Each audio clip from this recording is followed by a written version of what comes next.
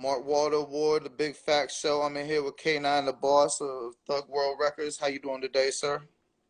Man, it's lovely, man. COVID free. Shit, I heard that. How's COVID affected you personally and musically? I know y'all stay busy making music over there, so I know you got some stuff ready to go. Yeah, man. And, it's been beautiful. It's been real beautiful over here for me. I've just really been taking advantage of the time to sit down and hop in the studio and work on this album. You know, uh, just yeah, the whole little sitting down thing and not really getting out too much just got me in tune with a whole entire project. You know what I'm saying? So it's bringing the best out of me. Shit, I heard that. I mean, I don't know. Would you consider yourself a veteran or just you've been productive in the time you've been there? Um, I'd like to consider myself a veteran. I've been doing it for a while. But that's a personal opinion. As far as how everybody else may possibly feel about me. You know what I'm saying? That's to each his own, you know what I'm saying? But I've been in the game for a minute. I've been in this for a long time. Where some cats don't like that shit, you know what I'm saying? They think that's like you trying to call them old and shit. But so the point being though is like you're not just notable because you're on Spice One's record label. Like you're well established as a solo artist in your own right. You've got a slew of big name collaborations, and it's not just like you paying features. You're on Legends albums featured. Do you think people are aware of you as they should be, given your track record and your resume? Yeah, I feel like I've always grinded a whole lot harder than, the recognition I may get.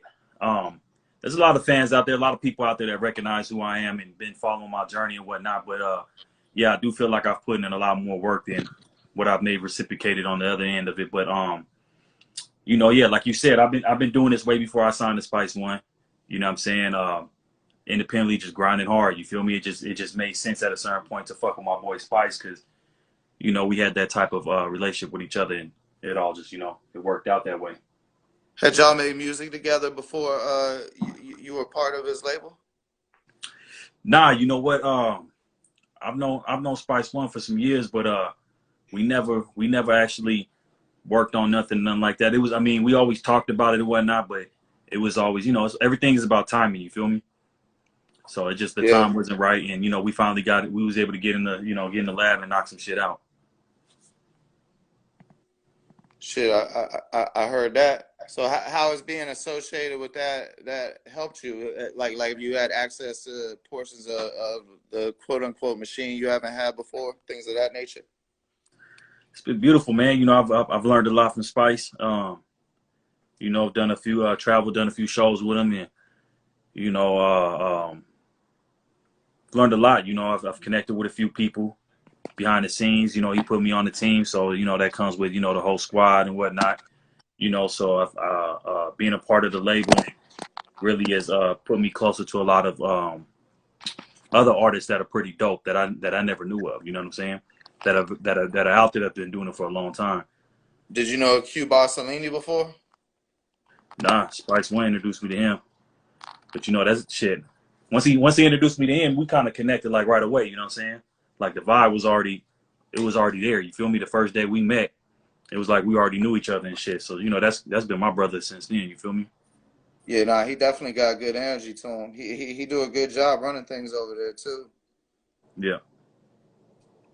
So shit, I don't remember if you answered or not. How's COVID affected you personally? Yeah. Not Yeah. just Yeah. Yeah. It's just like around you and everything.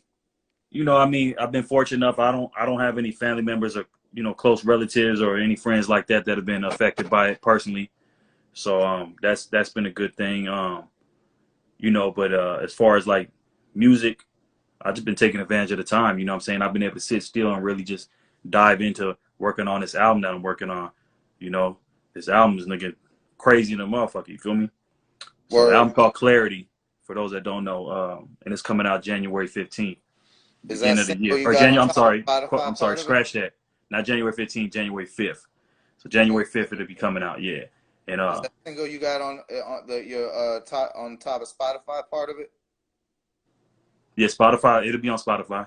No, I'm Yep. saying you got a single right now. It's like the first song you see on Spotify when you go to your page. No, I haven't released anything off the album yet. I'm gonna drop a video to like the single. To the album's gonna be dropping like a week before the actual album drop. But other than that, I'm not giving no sneak peeks. I'm finna just hit them upside the head January 5th. I heard that, man. Not to be disrespectful, but I don't know too much about Santa Ana other than like the winds. What's Santa Ana like? What's the hip hop scene there? What's the socioeconomic? What I mean, like what's going on in Santa Ana? Nah, Santa Ana, man, it's held a strong rep for many years. You know what I'm saying? It's not nothing new. We're right next door to LA. So a lot of times Los Angeles overshines that area. You feel me? But as far as the lifestyle, what people stand for, what people live for, as far as the streets, it's the same exact shit. You know what I'm saying? Um, it's never been an industry city, so we've never been fortunate enough to have any major labels there, anything like that, to bring that type of light to the city. So I feel like me, we're now getting our just dues by having me around and being able to take that shit. You know what I'm saying? Shine a little light on it. You feel me? And make everything a brighter day. Are you the biggest artist there from there thus far? Who else is from there that people might know? Um, I would say Cassius. Cassius, he was signing to to Shady Records. With the K? Cassius with a C. Oh, Cash is, yeah. I Yeah, remember yeah, he had like yeah, a 5.99 album in Best Buy. I remember that. yeah, yeah. He came up out of there. I mean, it's really it's a bunch of artists that never really made it anywhere in the industry. You know what I'm saying? Like me growing up, I didn't have no older homies that kind of like that been rapping and really on the industry level to guide me or anything like that. Like I've been never doing everything on my own. You know what I'm saying? I had to So learn everything on hard my for you to own. be able to record? It was, what I'm saying, growing up. But at the same time, like I said, we next door to LA, so I spent a lot of time in LA. So anything I couldn't get done in Santa Ana, I was going to LA. You feel me? Like all my family out there, you know what I'm saying? So I'm not no stranger to LA or anything like that. I got homies out there and you know what I mean? Even like the hood I come from, my hood is in Santa Ana, but it's also in LA. So I've always been back and forth, you feel me? So it's like I Man, said, it's yeah. nobody ever want to answer this question, but let's leave Spice out of it. You got an impressive list of collaborations. Whose verse out all them people you work with were you the most impressed with? It's a good question. I think it's all about the time. You know what I'm saying? Like my first major feature was with J.O. Felony on my second album, which was the Backstreets. I think I was probably the most impressed with that just because that was my first major feature. I Right. grew up listening to J.O. Felony. I You grew up had to the listen. Def Jam album and all that shit. What's that? You had the Def Jam album and all that shit. You said, did I have the Def Jam album? Yeah. Nah, this was solo, independent on my own.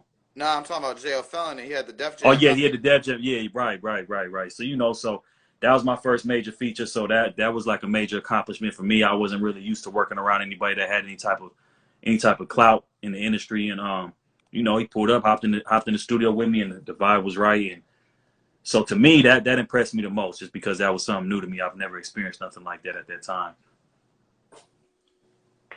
But then, so you got used to it quickly, though. I see. Yeah, you know what I'm saying. I mean, because at the end of the day, like they, even the what I'm saying, even the celebrities and whatnot, they're still human like the rest of us. You feel me? And I've never been one to really get starstruck. You know what I'm saying? He's just another, he's another nigga just like I am. You feel me? Just another real nigga. You feel me? So all these niggas, like, I don't really get too much starstruck or nothing like that. You know what I'm saying? I know what I bring to the table. I know who I am. And we just create. We create from there. But there is no weird vibes or nothing like that. What you do growing up besides music? Shit. Growing up, man, be honest with you, shit, I grew up gangbanging. You know what I'm saying? I grew up in the streets. That was my childhood for the most part. I played a little basketball. I did a little breakdancing when I was younger. I kind of dibble dabbled into a few things and shit, but really, I spent, put most of my time into gangbanging, just running in the streets and, you know, selling drugs, you know, the basic shit, the basic regular hood shit. You feel me? So, that's where I spent most of my time. And I was fortunate enough to get to a point in my life to sit still and work on my first album, Reality Check, you know, and, that kind of like from there just set the tone and got me kind of reprogrammed me, so to speak, you know. Um, just had me start thinking a little bit more, you know, a little bit more, a little smarter as far as on the business aspect of music. Because I've always been rapping. I've been rapping since I was 12 years old, but I never really took it serious. I didn't really know how to. And you know, when I got that first album going, like I just really, I met one of my good partners. His name is Caution, and he kind of sat me down and kind of explained to me the game and how to take shit serious, not to cut any corners and whatnot. And you know, since then, like I just been, you know, me just grinding, non-motherfucking stop. Like anybody that knows my journey or anybody that wants to figure it out, you know, they look at my videos and my music. I've been putting shit out for a long time, for a really long time, you know, and that's why I like this album, Clarity. It's gonna break down. It's gonna show you that growth. You know what I'm saying? Go back, listen to all my old music, all my old shit. I'm talking about like On the Set, you know what I mean? Reality Check, Backstreet's album, all that shit. Like once you go through all that, you're gonna see my growth in the videos. And when Clarity come out, you can be like, damn, okay, this motherfucker really evolved. And what he's talking about, how he's presenting himself, how he's carrying himself, everything. You know what I'm saying? How is that reflected personally? It's personally, man, it's reflecting me very good. You know what I mean? Like personally, I've evolved. You feel me? Not only as an artist and perfecting my craft, but also as a man. You know, at one point I was young, wild, didn't give a fuck about nothing. You know, and as I got older, I started giving a fuck about something. You know, I started taking this rap shit serious. Um, you know, so it's pretty fair, it's pretty even. You know what I'm saying? The music and my personal life, they've kind of evolved, so to speak, at the same time, at the same speed.